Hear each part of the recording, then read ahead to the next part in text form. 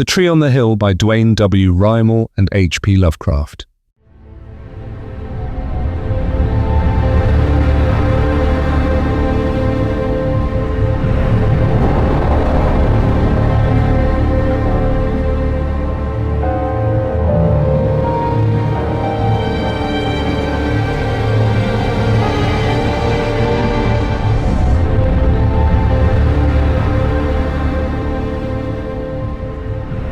Chapter 1. Southeast of Hampton, near the tortuous Salmon River Gorge, is a range of steep, rocky hills which have defied all efforts of sturdy homesteaders.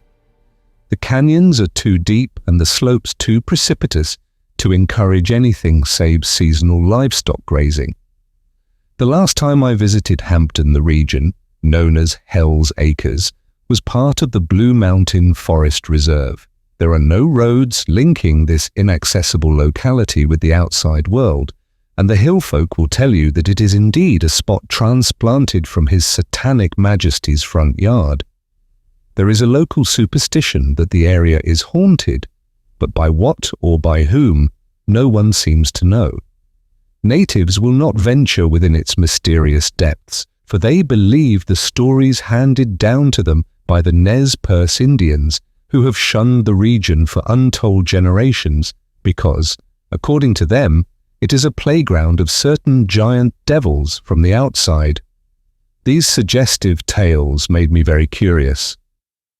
My first excursion, and my last, thank God, into those hills occurred while Constantine Thunis and I were living in Hampton the summer of 1938. He was writing a treatise on Egyptian mythology, and I found myself alone much of the time, despite the fact that we shared a modest cabin on Beacon Street, within sight of the infamous pirate house, built by Exeter Jones over 60 years ago. The morning of June 23rd found me walking in those oddly shaped hills, which had, since 7 o'clock, seemed very ordinary indeed. I must have been about 7 miles south of Hampton before I noticed anything unusual. I was climbing a grassy ridge overlooking a particularly deep canyon when I came upon an area totally devoid of the usual bunch grass and greaseweed. It extended southward over numerous hills and valleys. At first I thought the spot had been burned over the previous fall, but upon examining the turf, I found no signs of a blaze. The nearby slopes and ravines looked terribly scarred and seared, as if some gigantic torch had blasted them, wiping away all vegetation, and yet there was no evidence of fire. I moved on over rich black soil in which no grass flourished. As I headed for the approximate center of this desolate area, I began to notice a strange silence. There were no larks, no rabbits, and even the insects seemed to have deserted the place. I gained the summit of a lofty knoll and tried to guess at the size of that bleak, inexplicable region. Then I saw the lone tree. It stood on a hill somewhat higher than its companions and attracted the eye because it was so utterly unexpected. I had seen no trees for miles. Thorn and hackberry bushes clustered the shallower ravines, but there had been no mature trees. Strange to find one standing on the crest of the hill. I crossed 2 steep canyons before I came to it, and a surprise awaited me. It was not a pine tree, nor a fir tree, nor a hackberry tree. I had never in all my life seen one to compare with it, and I never have to this day, for which I am eternally thankful. More than anything, it resembled an oak. It had a huge, twisted trunk, fully a yard in diameter, and the large limbs began spreading outward, scarcely 7 feet from the ground. The leaves were round and curiously alike in size and design. It might have been a tree painted on a canvas, but I will swear that it was real. I shall always know that it was real, despite what Thunis said later. I recall that I glanced at the sun and judged the time to be about 10 o'clock a.m., although I did not look at my watch. The day was becoming warm, and I sat for a while in the welcome shade of the huge tree. Then I regarded the rank grass that flourished beneath it, another singular phenomenon when I remembered the bleak terrain through which I had passed. A wild maze of hills, ravines, and bluffs hemmed me in on all sides, although the rise on which I sat was rather higher than any other within miles. I looked far to the east, and I jumped to my feet, startled and amazed. Shimmering through a blue haze of distance were the Bitterroot Mountains. There is no other range of snow-capped peaks within 300 miles of Hampton, and I knew, at this altitude, that I shouldn't be seeing them at all. For several minutes I gazed at the marvel. Then I became drowsy. I lay in the rank grass beneath the tree. I unstrapped my camera, took off my hat, and relaxed, staring skyward through the green leaves. I closed my eyes. Then a curious phenomenon began to assail me, a vague, cloudy sort of vision, glimpsing or daydreaming seemingly without relevance to anything familiar. I thought I saw a great temple by a sea of ooze, where 3 suns gleamed in a pale red sky. The vast tomb or temple was an anomalous color, a nameless blue-violet shade. Large beasts flew in the cloudy sky, and I seemed to hear the pounding of their scaly wings. I went nearer the stone temple, and a huge doorway loomed in front of me.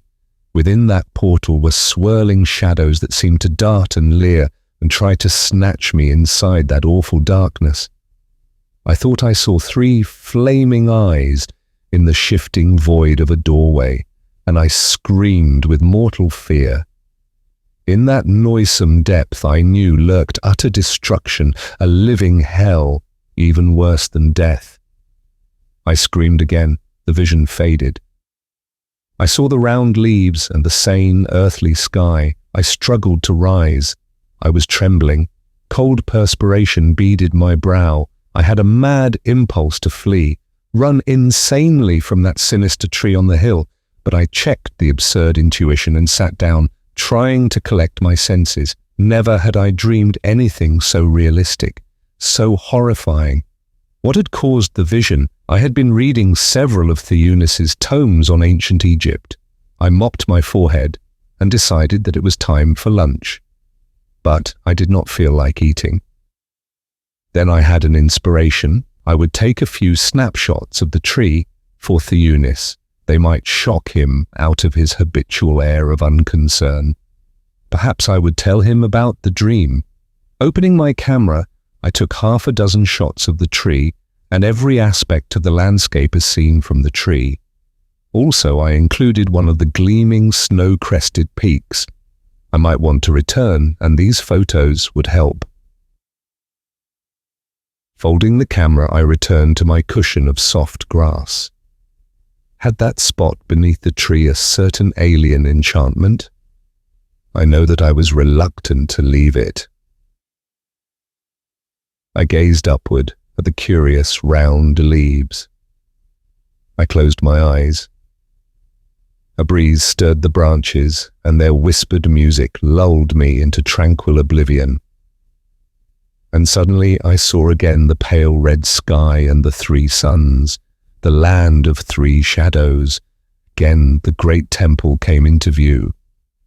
I seemed to be floating on the air, a disembodied spirit exploring the wonders of a mad, multi-dimensional world.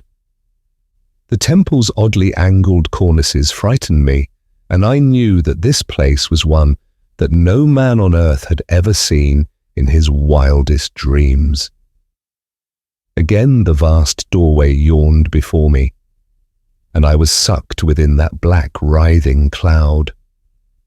I seemed to be staring at space unlimited. I saw a void beyond my vocabulary to describe. A dark, bottomless gulf teeming with nameless shapes and entities. Things of madness and delirium, as tenuous as a mist from Shambhala. My soul shrank. I was terribly afraid. I screamed and felt that I would soon go mad. Then in my dream I ran and ran in a fever of utter terror, but I did not know what I was running from, and I left that hideous temple and that hellish void, yet I knew I must, barring some miracle, return. At last my eyes flew open. I was not beneath the tree. I was sprawled on a rocky slope, my clothing torn and disordered. My hands were bleeding. I stood up, pain stabbing through me. I recognized the spot, the ridge where I had first seen the blasted area. I must have walked miles, unconscious. The tree was not in sight, and I was glad. Even the knees of my trousers were torn, as if I had crawled part of the way. I glanced at the sun. Late afternoon. Where had I been? I snatched out my watch. It had stopped at 10:34.